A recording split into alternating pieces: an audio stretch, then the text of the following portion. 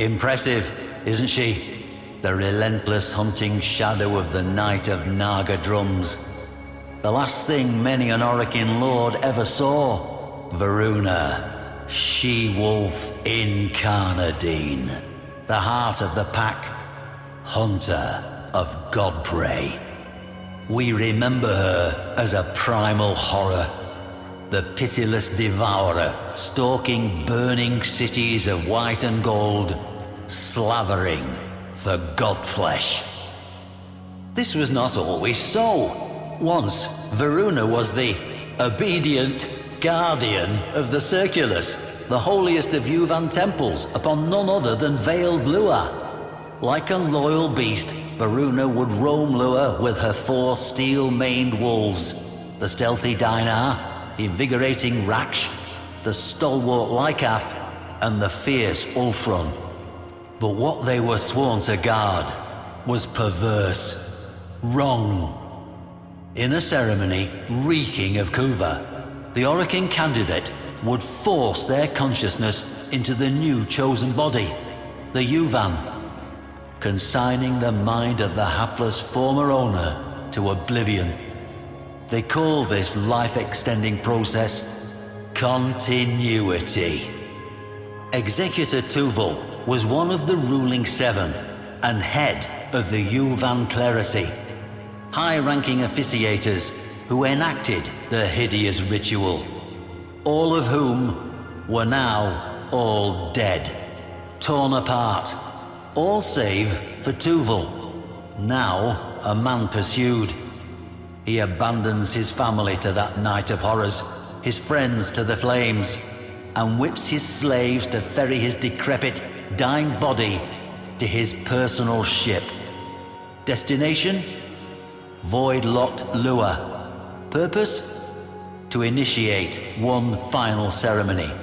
To trade one last body, one last life for his own, before the Empire burned. To slip the noose and escape the relentless hunting shadow that had, one by one, in just one night, found and eviscerated every last one of his clerisy peers. The shadow that had once protected them. I never liked Tuval. What followed made me loathe him even more.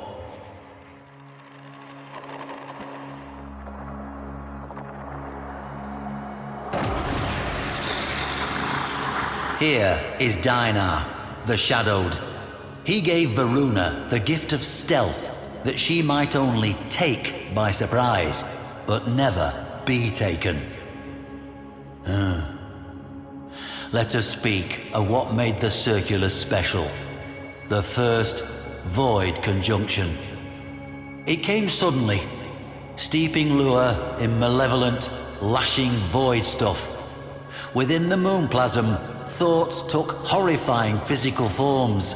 Images dredged up from childhood nightmares or adult neuroses were abruptly tangible and real. Madness overtook many. It was to this place, the Circulus, that Tuval fled, through a void tormented by an extremely unusual conjunction. Thrashing eddies, violent currents, and the appearance of horrifying beasts never seen before or since. It was as if, some have noted, the fabric of the universe echoed the upheaval, tearing apart the fabric of the origin system. Coincidence? I have lived too long to believe so, but can provide no explanation greater than that.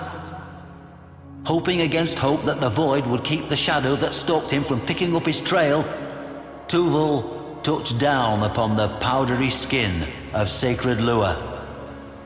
What Tuval lacked in loyalty, he made up for with rat cunning. He should have known better.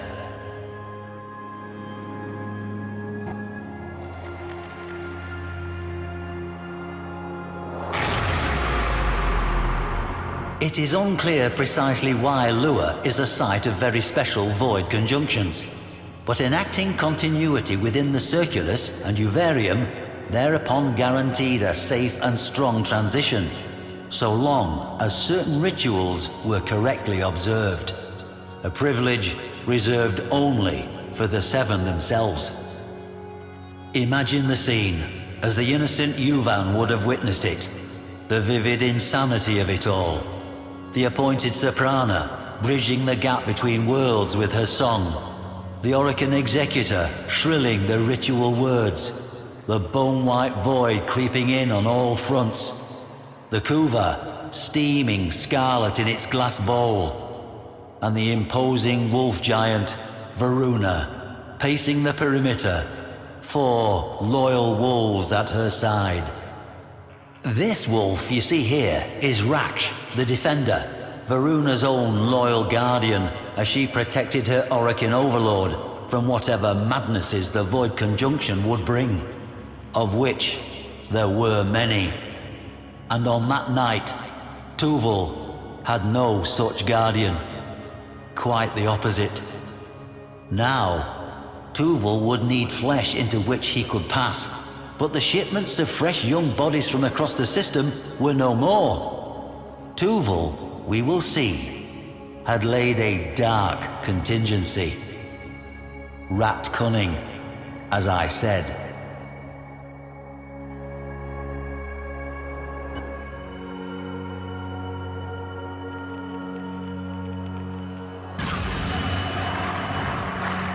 The third of Varuna's wolves, Lycath, the stalwart brother, the provider, and soul of the pack. We know that Voruna and her wolves had served rite after rite. She had watched the mists and savagely destroyed anything that menaced the ceremony, flanked by Lycath's fury. The Yuvan ceremony, continuity as they called it, was an obscenity. The Orokin elite, aged and foul, would slouch and leer as the Yuvan, young men and women, cultivated on Red Mars and worlds beyond for this dire purpose, were paraded before them. They would make their choice, conduct the ritual, and then, well, that young life would be gone. And when those eyes opened once more, it would be their murderer looking out from behind them. Is it any wonder Voruna, freed from the leash of loyalty, was so intent upon making a meal of the Yuvan clerisy? I think not. Let's get to dessert, shall we?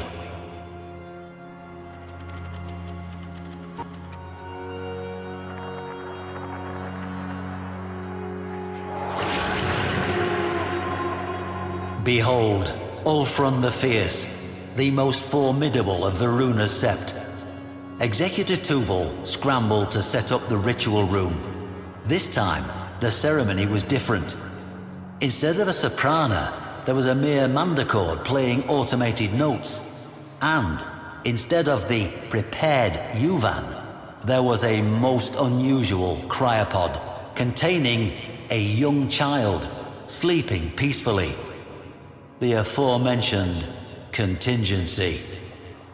In Tuval's hands, so it is said, were an artifact and a codex belonging to none other than Albrecht Entrati himself, father of void travel, and a man who had sacrificed his sanity to it. Tuval opened the book to pages strange and profane. We know this, having retrieved it from the site much later. It is my belief that Tuval intended to protect himself from the horrors the void would unleash, using what amounted to a madman's grimoire. A desperate act indeed. I like to imagine that as he parted his withered lips to begin the ceremony, to call down the void, that was the moment he heard Ulfrun's ravening howl.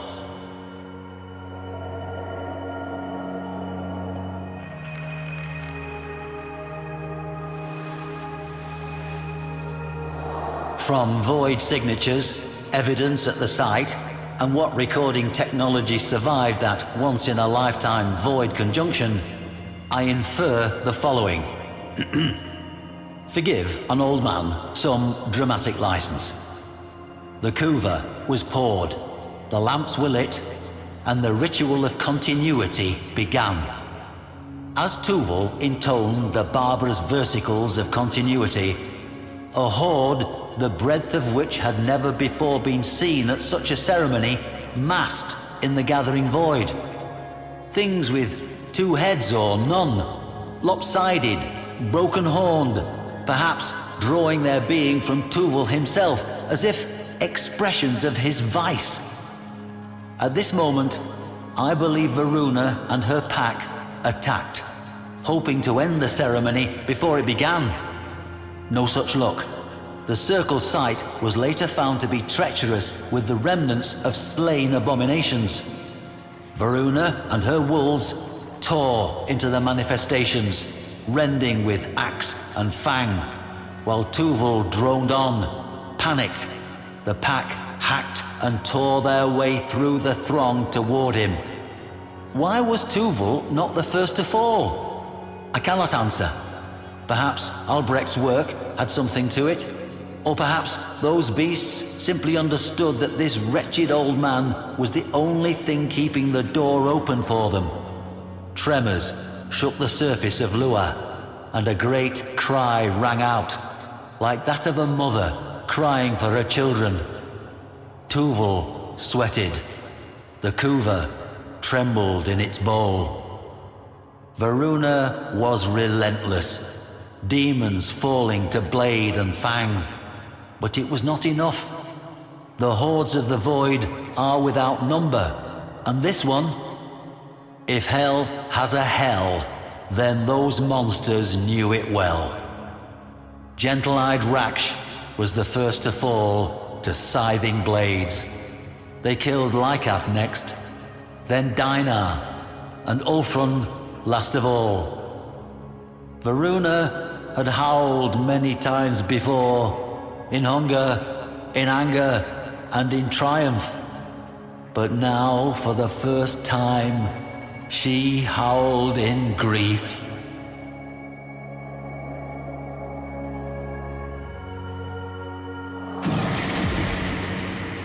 Voruna trod and swung without relent toward the circle, carrying by their silver scruffs the severed heads of her fallen, beloved wolves, severed from their dead bodies by her own hand.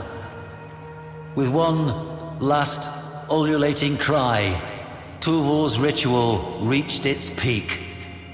Within the crypod, the child's eyelids fluttered, and Voruna staggered. In what scratchy stills survived in void-corrupted data masses, what I saw between child and Warframe was recognition. Tuval took some meager scrap of courage from this delay and reached for the bowl of kuva, now boiling and steaming with weird energies. Voruna struck him aside and seized the energized kuva, not for herself, but for her wolves. Holding it high, she doused herself and her slain packmates with it. Embraced by the seething crimson glow, connective tissue propagated, sinew reached for bone, and within that marriage of occultism and science, she and her beloved wolves became one. Her brethren lived again in her. Voruna was now and evermore the heart of the pack. Cheated of his continuity, Tuval turned to flee. But his former warden was having none of it.